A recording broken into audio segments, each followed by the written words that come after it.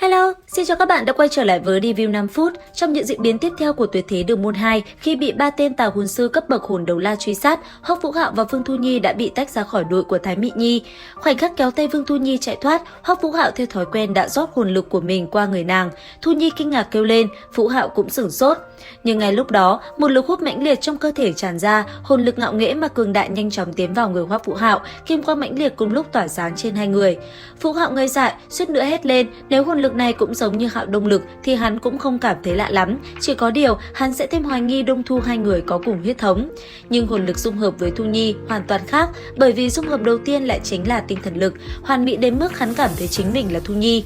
Nháy mắt hoảng hốt, tinh thần lực và cả hồn lực đều đã dung hợp với Thu Nhi. Vũ Hạo cơ hồ hoàn toàn có thể khẳng định hắn và Thu Nhi độ dung hợp võ hồn cũng là 100%, khiến hắn cảm giác tràn ngập sức mạnh. Khác với Đông Nhi, lúc này hai người dung hợp, cơ thể Vũ Hạo mọc thêm kim long lân, sức mạnh tăng cường theo cấp số nhân, cả tinh thần lực cũng vậy. Thu Nhi dường như là trời sinh dung hợp hoàn toàn với hắn. Vũ Hạo khiếp sợ, Thu Nhi ngược lại có vẻ bình tĩnh, đưa tay nắm chặt Vũ Hạo, tay kia giơ cao hoàng kim long thương, triệu mũi thương về phía đối thủ đã đuổi kịp bọn họ. Dù võ hồn của hai người đều rất mạnh, nhưng so tu vi thì không thể sánh được với đối phương. Gã ta là Trung Ly Nhân, tà hồn sư sở hữu chiến lực ngang ngửa phong hào đấu la sơ cấp. Lúc bấy giờ, võ hồn của Đông Nhi và Hoắc Vũ Hạo dung hợp khiến khí tức cả hai đều đạt tới cảnh giới hồn thánh. Khoảnh khắc này, hắn có thể khẳng định dung hợp võ hồn với Thu Nhi tăng phúc cơ thể mạnh hơn Đông Nhi rất nhiều. Ngay sau đó, dưới năng lực của vũ hồn dung hợp kỹ, Hoắc Vũ Hạo liên hóa thành áo giáp trên người Vương Thu Nhi, khiến nàng nháy mắt mang bộ dạng giống như một nữ chiến thần. Dù là lần đầu kết hợp, nhưng một gã hồn vương hơn 50 cấp như Hoắc Vũ Hạo và một hồn đế vừa đạt được hồn hoàn không bao lâu như Thu Nhi, vậy mà đã đánh cho một tên tà hồn sư gần đạt đến thực lực phong hào đấu la phải bỏ chạy trong trạng thái bị thương nghiêm trọng. Lúc này thở ra một hơi, cả hai vẫn còn chưa hết kinh ngạc vì có thể cùng nhau tạo ra võ hồn dung hợp kỹ. Hơn nữa, chuyện một người có thể tạo ra võ hồn dung hợp kỹ với hai người cũng là lần đầu tiên xuất hiện trên đại lục.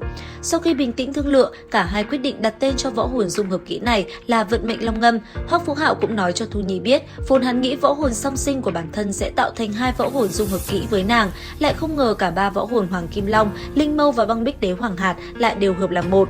Dù uy lực mạnh hơn khi hắn cùng Đông Nhi kết hợp, nhưng lại tiêu hao tinh thần lực cực kỳ lớn. Nghe vậy, Vương Thu Nhi cũng tiết lộ cho hắn sở dĩ tiêu hao lớn như vậy vì công kích của cả hai mang theo một năng lượng kỳ ảo. Nàng gọi nó là thẩm phán, vận mệnh thẩm phán lực trong vận mệnh long ngâm. Nếu trúng mục tiêu, đối thủ sẽ bị xui xẻo cả đời. Điều này quả là kỳ diệu đúng không các bạn? Tiếp theo, dựa theo lý thuyết về đường thẳng song song, cộng với lịch sử người sáng lập Học viện Sử Lai Khắc là viện trưởng Phất Lan Đức, Đại sư Ngọc Tiểu Cương cùng với Liễu Nhị Long, ba người đã thực hiện được tam vị nhất thể võ hồn dung hợp kỹ, triệu hồi ra Hoàng Kim Thánh Long cường đại. Cho nên sau này, Hoắc Vũ Hạo cũng liền sử dụng tam vị nhất thể võ hồn dung hợp kỹ với Vương Đông Nhi và Vương Thu Nhi. Khi ấy, lực lượng Quang Minh Nữ Thần Điệp và Hạo Thiên Chủy của Vương Đông Nhi, lực lượng Hoàng Kim Long của Vương Thu Nhi kết hợp với tinh thần lực và cực hạn băng đã tạo ra một võ hồn dung hợp kỹ hoàn toàn áp đảo Quang Chi Nghê Thường và Độc Vũ Băng Xương. Trong võ hồn dung hợp kỹ này, Hoắc Vũ Hạo là người chủ đạo, nắm giữ tất cả kỹ năng của ba người và đưa khả năng kiểm soát của bản thân lên một tầm cao mới. Vì thế, hắn đã đặt tên cho sự kết hợp này của bọn họ là Tử Kim Điệp Long Biến. Chưa dừng lại ở đó, dựa theo tính chất bắc cầu thì Vương Thu Nhi hoàn toàn có khả năng thi triển ra võ hồn dung hợp kỹ với Vương Đông Nhi.